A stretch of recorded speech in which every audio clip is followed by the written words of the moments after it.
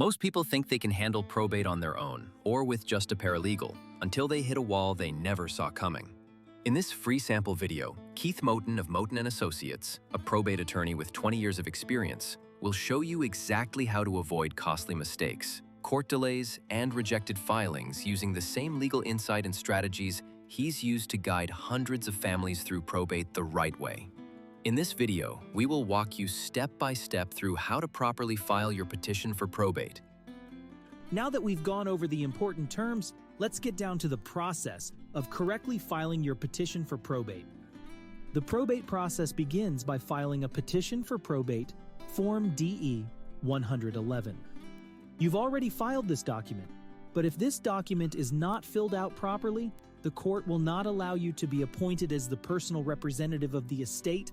Almost every person that represents themselves that does not get appointed as the personal representative gets hung up on not being able to fill this document out correctly. So let's review your petition for probate to make sure that everything is correct. You're only going to click Lost Will if you don't have the original will. If there is a will and you don't have the original will. So if that's the case, you're going to click on Lost. Lost wills are presumed to be revoked, just so you know. But otherwise, if you have the will, if you haven't already, you should be filing the original will with the court, separate and apart from the petition for probate. So these two are for the probate of a will. Now, when I say letters testamentary, that means that you are the named executor in the will, and letters testamentary are going to be the type of letters that they issue to a named executor. A probate for a will and for letters of administration with wills annexed, that means that there's a will, but either you aren't the person that's named as the executor or there is no named executor.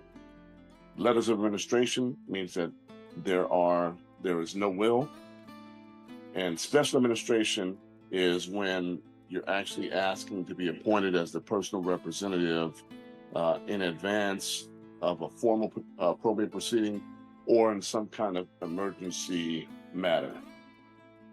Authorization to administer under the Independent Administration of Estates Act, you should always check that. Limited authority is something that we're going to go over very shortly, so we'll come back to that. Our low-cost video also covers how to satisfy the publication requirement in a probate. The California Probate Code requires that you publish a notice of administration of the estate in a newspaper in the city where the decedent lived. If you haven't done this yet, we suggest that you get going on this right now.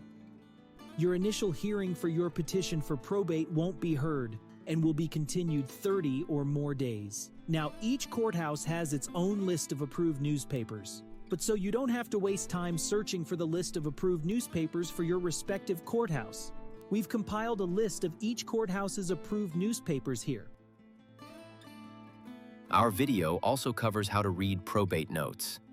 For that reason, we've redacted the name and the case number, but the rest of the information is still good. So, department is going to be the department at which your case will be heard.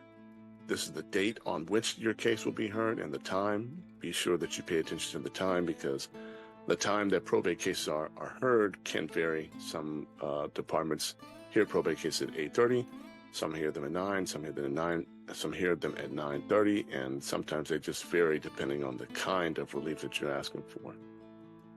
This is the judge that's been assigned to the case. Ordinarily, this will be your case number here and the name of the decedent or the case. This is going to be your calendar number, and this represents the order in which your case will be called 1,000 days prior to the hearing. It's important to know there's a big difference between court days and calendar days. Court days are essentially business days, which is just Monday through Friday, which is different than calendar days. So under that example, if you have a hearing on Tuesday, and you submit your supplement on a Friday, which is 3 calendar days before the court hearing, that will be considered insufficient and late, and it may not be considered by the court in time for your hearing. So you definitely have to make sure that you stand pretty firm on whatever the department says. and so much more.